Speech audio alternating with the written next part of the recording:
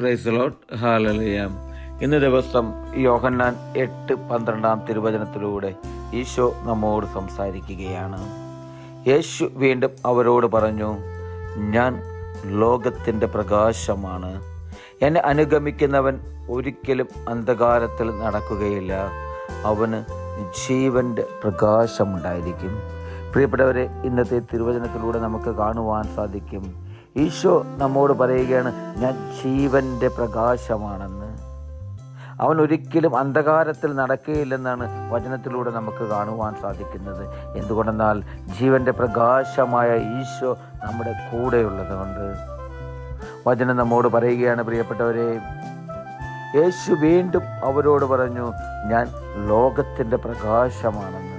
അത് പ്രിയപ്പെട്ടവരെ, ദൈവമായ തമ്പുരാൻ ഈ ലോകത്തിൻ്റെ പ്രകാശമായി ഉദിച്ചു നിൽക്കുന്ന സൂര്യനേക്കാൾ എത്രയോ അധികം പ്രകാശം നിറഞ്ഞതാണ് ഈശോയുടെ തേജസ്. പ്രിയപ്പെട്ടവരെ, ആ പ്രകാശത്തിന് മുമ്പിൽ നിൽക്കുവാൻ പോലും ഞാനും നിങ്ങൾ യോഗ്യരല്ല.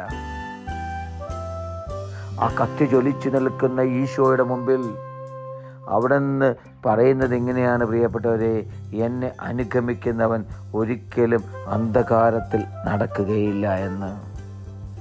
ഞാനും നിങ്ങൾ നമ്മുടെ ജീവിതത്തിൽ ഈശോയുടെ കൂടെ നടക്കുവാൻ നമുക്ക് സാധിക്കണം.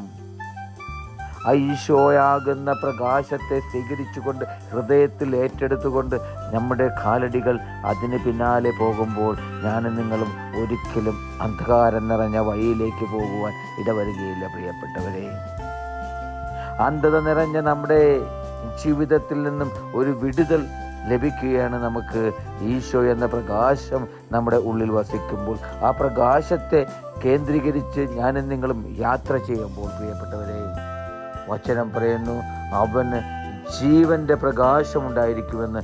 ആർക്ക്? പ്രിയപ്പെട്ടവരെ, ഈശോയെ അനുഗമിക്കുന്നവന്. ആ ഈശോയെ അനുഗമിച്ച് ജീവിക്കുവാൻ നമുക്ക് ഓരോരുത്തർക്കും സാധിക്കട്ടെ. ആ പ്രകാശമാകുന്ന ഈശോയെ സ്വീകരിച്ചുകൊണ്ട് ആ പ്രകാശമാകുന്ന ഈശോയെ മറ്റുള്ളവർക്ക് പകർന്നു കൊടുക്കുവാൻ നമുക്ക് ഓരോരുത്തർക്കും നമ്മുടെ ജീവിതത്തിൽ സാധിക്കട്ടെ. ഹല്ലേലൂയ, ആമേൻ.